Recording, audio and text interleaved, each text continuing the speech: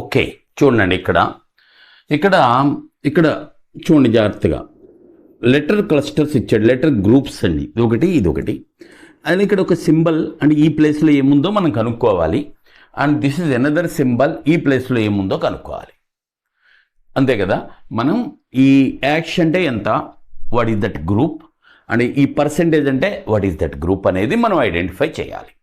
So ఇది analogy question అనుకోండి. జనరల్గా లెటర్స్ అంటే ఇదిగోండి, ఈ రెండింటికి మధ్యన ఎంత డిఫరెన్స్ ఉందో అంటే వర్డ్స్, అలాగే ఇక్కడ కూడా ఈ రెండింటికి మధ్యన అంతే డిఫరెన్స్ ఉండాలి.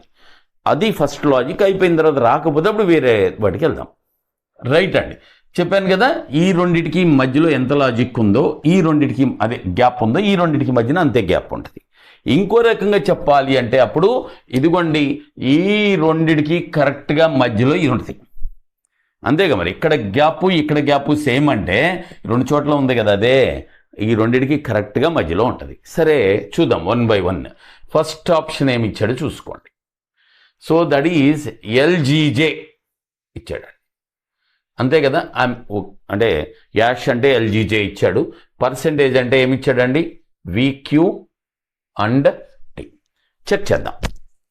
ఇప్పుడు చూడండి, ఎల్ అంటే 12, వి అంటే 22, రెండు కలిపితే ఎంత 34, దాంట్లో హాఫ్ 17. సరిపోయింది, ఫస్ట్ సరిపోయిందండి, ఫస్ట్ది సరిపోయింది. ఎల్ అంటే 12, వి అంటే 22, 12 and 22 34, 34లో హాఫ్ అంటే క్యూ. రైట్, రెండోది అనుకుందాం. జీ అంటే 7, ఇక్కడ రెండోది 17, 7 and 17. సో ఇక్కడ ఊరికే రాస్తున్నానండి, దిస్ ఇస్ 17 రాస్తున్నాను.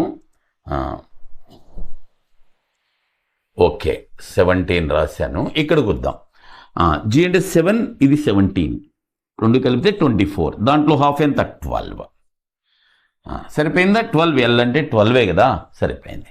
తర్వాత దీనికి వద్దామండి. జే అంటే 10, టీ అంటే 20, 10 and 20 30, దాంట్లో సగం ఎంత 15. ఇదిగోండి ఓ అంటే 15. సో ఇదే మీ ఆన్సర్. ఇంకా first one it self is your answer. వచ్చేసింది అక్కడే, ఇంకెందుకు మనకు మిగిలిన మనకు అక్కర్లేదు కదా, కావాలంటే మీరు ఊరికే చూసుకోండి. Okay right.